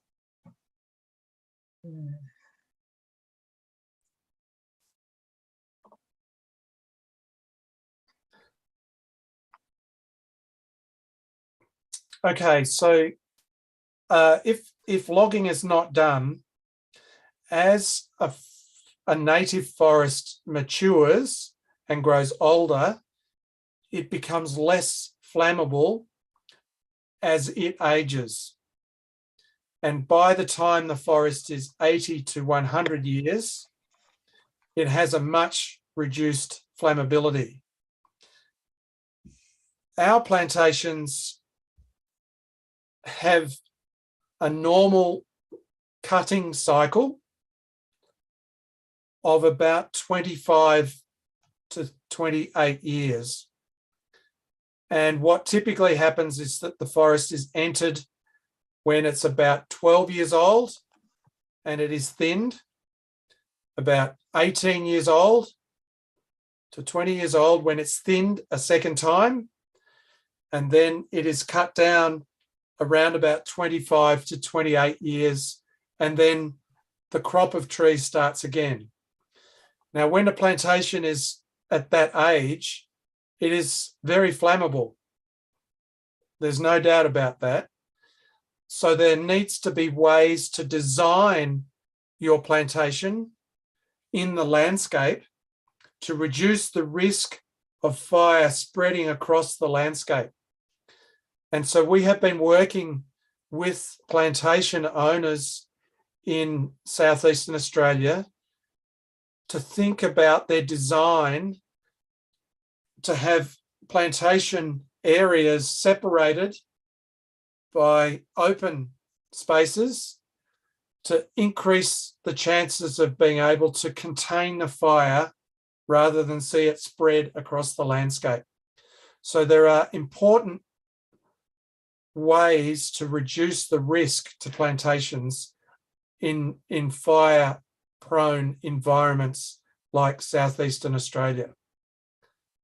And so the answer to your question then is natural forests become less prone to high severity fire as they age.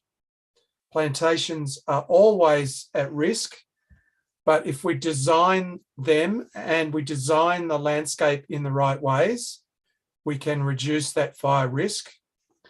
The important other aspect of this is that in a plantation, you can get good crops of trees from your plantation after 15 to 20 years. It takes 80 years to get a crop from a natural forest, so you can extract your wood more quickly in a fire-prone environment from a plantation than you can in a native forest.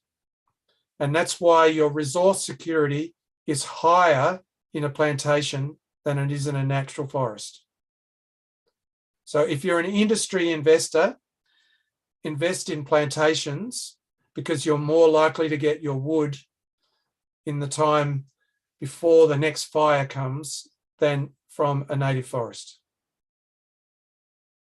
And the greenhouse gas emissions from a plantation are much lower than the greenhouse gas emissions from logging a native forest.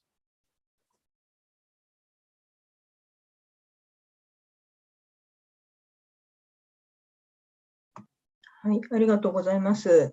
ですね、次の質問です。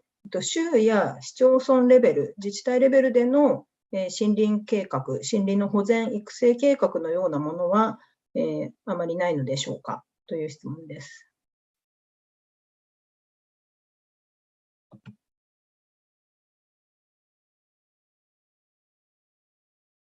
I'm sorry, you might need to repeat the question for us because we didn't hear the first half at all.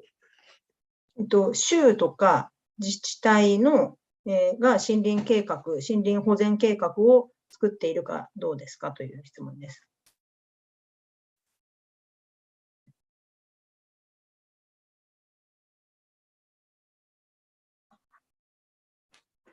So it's generally done at a state level, but there is also a national planning approach as well. We advocate for a bioregional approach using the IBRA bioregions to make sure that there is good representation of the different forest ecosystems and the species in them in the reserve system. But what we know is that forests that have been managed and logged under the regional forest agreements do not meet the international criteria, the Janus criteria, for making sure that we have comprehensive, adequate, and representative reserve systems. Also, the planning approaches that you're asking about at the municipal or state level are compromised by the legislated wood pulp agreement I mentioned earlier. It trumps everything else. It is the priority for the government and for processes and systems like planning. The main priority is to deliver that wood, which is why it's so important that Opal take the decision to say no to that wood anymore and take the plantation wood instead. David, would you offer a response on the planning schemes question as well, perhaps? Yes, that's a good question. There are reserves in this area, but the reserves are not adequate to conserve biodiversity. So populations of some species are not viable in the reserve system. The Special Scientific Panel on Threatened Species has indicated that to conserve some of the most threatened species in this system, logging needs to stop.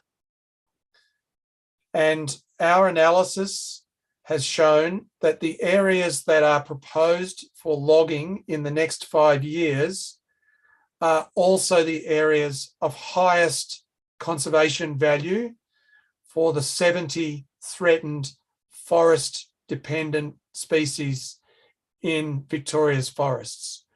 There's severe conflict between logging and conservation in these forests.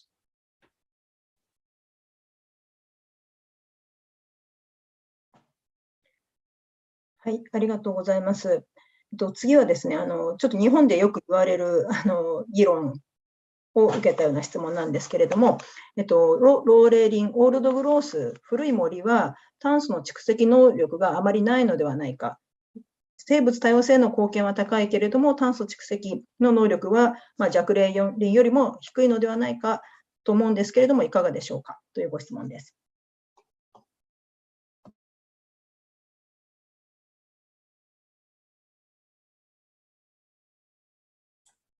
No, that is not correct. So the person that's asked that question,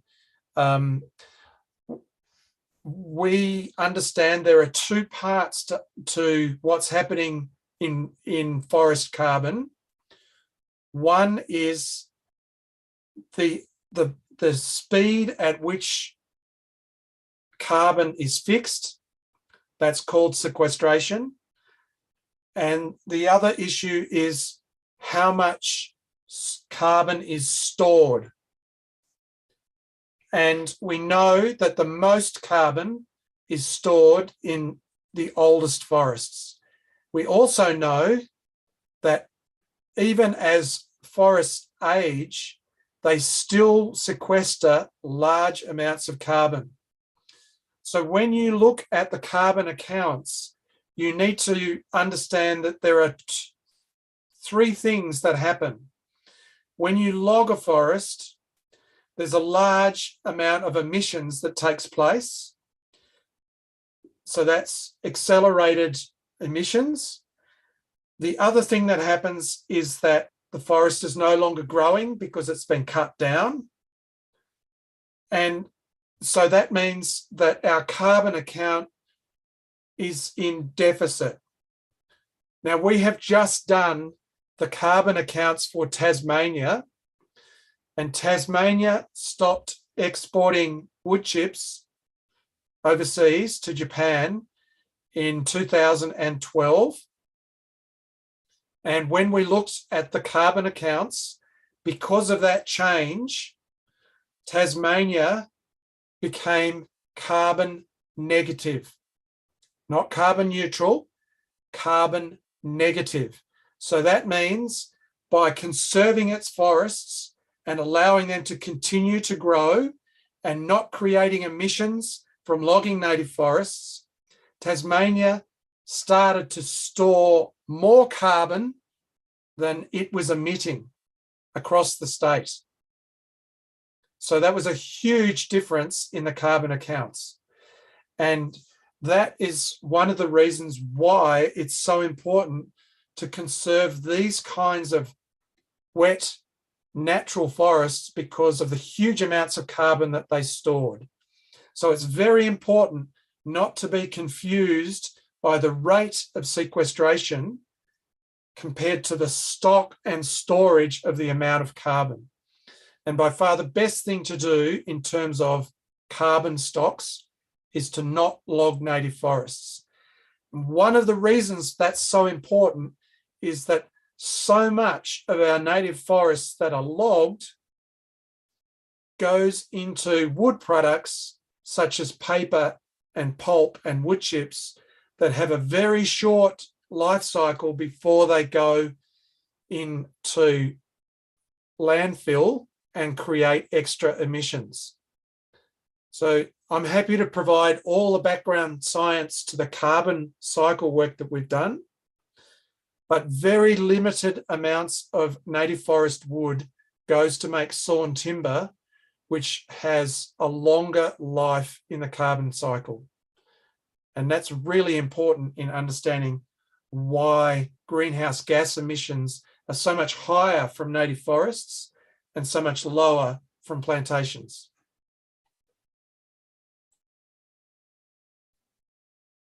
はい、ありがとうございます。ちょっと時間が残された時間がだいぶ短くなってきてしまいました。もしかしたら少し延長させていただくかもしれませんが、ご容赦ください。続きましてですね、これ重要な質問かなと思うんですけれども、日本製紙や他の、オーストラリアの木材を利用している日本企業が行うべき対応は、どういったものでしょうか。FSC 森林管理認証のみの利用や植林木材のみの利用ということでしょうか。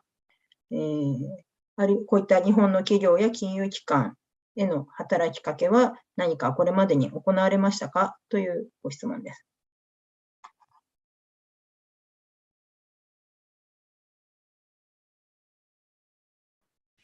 Yes, thank you for your question. So we would like to see Japanese companies using the products, making sure they have strong deforestation-free policies, joining with us appropriately as possible to take action to support the community who really wants to see the change in these forests, and conducting the due diligence necessary to make sure that they are not exposed to the risk of illegality, the persistent and systemic risk of illegality. Understanding and acting on the science is also important. So the policy must be science-based. The deforestation-free policy must be science-based. And of course, a deforestation-free policy must deal with degradation, logging, not just deforestation and land clearing. The experience of our approaches to Japanese companies, to Nippon and to investors and the like, is that most people don't assume that there is such a big problem in Australia. And so the screening for biodiversity risk is not yet in place. The companies understand the problem in other parts of the world and do not understand that it's also a very big problem in Australia, whether it's for wildlife extinction, climate change issues and carbon, increasing the risk of bushfire. This is something that is very little known. So it's part of the reason we so appreciate the invitation today. In addition to screening for this biodiversity risk and putting in place strong deforestation policies and acting on them, requiring the right kind of FSC, of Forest Stewardship Council certification, is an important and powerful thing to do.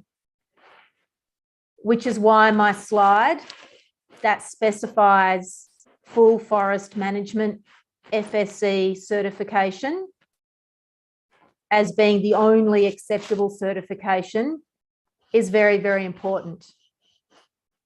Nippon and Opal have chain of custody, FSC chain of custody. It does not prevent the destruction of the forests and the biodiversity impacts. Vic Forests, the state government logging agency that supplies all of the native forest wood to Nippon Opal, and which is the company that has been found to be logging illegally, has tried and failed about 4 times over the last decade to obtain the lower bar controlled wood standard. Now, the reason we say that FSC controlled wood is not acceptable for these forests in Australia is because FSC controlled wood was specifically designed globally for countries where there are very high levels of corruption, logging mafias and the like, very unstable or poor governance. And Australia, as a developed nation and a wealthy developed nation, we have the problems we've been talking about tonight, but we do have strong and stable governance. And that is the reason controlled wood is not appropriate here. So just to summarise, what can companies do? I think that was the key question. Strong deforestation-free policies, requiring FSC, and helping influence Nippon Opal to decline the wood from the state government. Thank you for the question.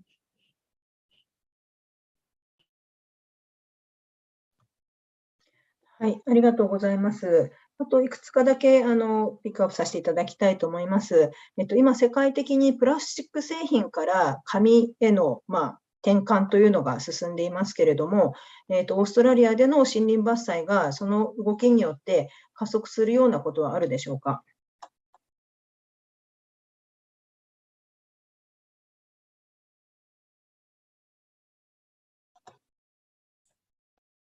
I think I welcome the transition from plastic to wood products. The key issue is, where do you source the wood products from? And in the case of Victoria and southern New South Wales, because of the impacts on fire, because of the impacts on biodiversity, because of the impacts on carbon, we need to source those wood products from plantations. And so what Nippon Paper needs to do is it needs to demand that the Victorian government provides it with the replacement feedstock from plantations, and then work with the Victorian government, environment groups such as Amelia's, and scientists to get the plantations certified so that all of their wood products, their paper products, can carry the FSC logo as having been sustainably sourced from well-designed and well-managed plantations. We know that the wood production per unit area is 14 times higher in a plantation than it is in a native forest. So our native forest should be used for biodiversity, for water, for carbon, for tourism, and our plantations for wood products. So our plantations in Victoria produce more timber and more paper pulp from 5% of the area of native forests. So it's clear where we should be sourcing our wood products, and we can do that in a sustainable way. And I think there is an exciting opportunity for environment groups, science groups, government and business to work together to solve this problem and solve it very quickly. はい、ありがとうございます。じゃあ、あと2つだけちょっとまとめてお聞きしたいと思います。1つはすごくベーシックな質問で、です。伐採されている森林の所有者はどなたでしょう。どういった人でしょうか。民有なのか、国やステート、周遊林なのか、を教えてくださいということが1つ。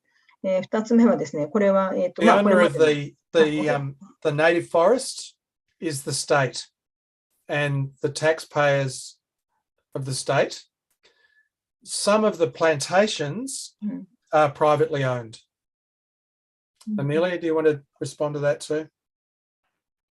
Just to add that it's what's called crown land, state land, and let's not forget that it's also stolen land.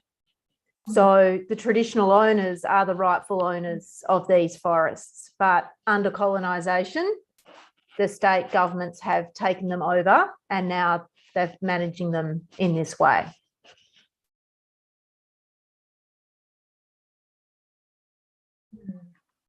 はい、ありがとうございます。どうしようか、ごめんなさい。ちょっと2つあとあったんですけれども、1つは、もうこれまでに何度かお話しされていることだとは思うんですけれども、天然林を伐採した跡地の火災は何が問題になるのでしょうか。もう伐採した後だからということだと思います。伐採跡地に隣接する原生林、天然林にそれが広がることが問題なのか、その後の再生、跡地に再生した森林がまた燃えてしまうということが問題なのかを教えてくださいということです。はい。はい。ごめんなさい。天然林の伐採跡地の火災は何が問題になるのでしょうか。伐採跡地の周りの天然林にまた火災が広がるためなのか、伐採跡地に再生した森林がまた燃えてしまう、再生が妨げられるということかという確認というかですね。はい。Okay, there's quite a few concepts there, so let me try to answer that. The first problem is that when a forest is logged, if it then burns, the fire burns at much higher severity than it would burn naturally. And those higher severity fires can be very damaging to biodiversity, with a lot of animals killed, and the recovery of the forest is much slower than it would have been otherwise. The second problem is that because these forests become much more flammable, it means that they're burning more frequently. And so what is happening is that the forest has not got enough time to recover itself before it gets disturbed by fire again. And so there's too much disturbance too frequently for many of the species to be able to adapt to those changes. And so it's what we call a change in the fire regime. And the fire regime is the number of fires occurring over a period of time in a particular area. So what we're seeing in Australia now is that the severity of fire is higher than it's been. The extent of the area that's being burnt is much greater than it's been. There's much less patchiness of the fire, which means we're getting much smaller areas of unburnt forest that's left. And we are now also seeing extensive post-fire logging of areas that have been burnt. So many of the species in our systems are now having to deal with a lot more extreme disturbance than we have had previously. And it changes the forest in very important ways. So, for example, we're now seeing a very big decline in the number of big trees in the landscape, which are so important for so many animals.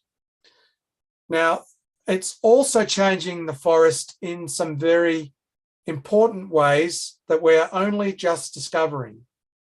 So in northeastern Victoria and southeast New South Wales, what is happening is that the logging and the fire are changing the species of eucalypt trees that dominate the forest. Now, the different species of eucalypts have different nutrients in the leaves, and that affects the habitat for animals like the koala and the greater glider. And so the more fire and the more logging we're having, the less suitable the landscape has become for animals like koalas and greater gliders, which are now increasingly rare in some of these parts of the forest. So this is why these kinds of fires that are linked to widespread logging are changing the forest in very, very bad ways. So animals that used to be common, like koalas and greater gliders, are now very rare. And that is why logging is threatening biodiversity, not just koalas, not just greater gliders, but 70 different species across Victoria are now threatened by this kind of disturbance.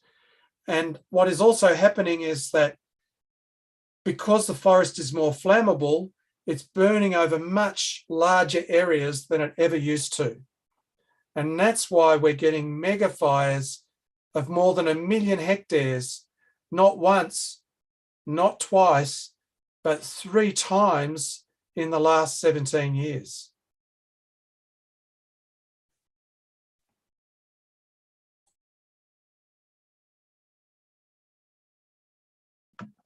はい、ありがとうございます。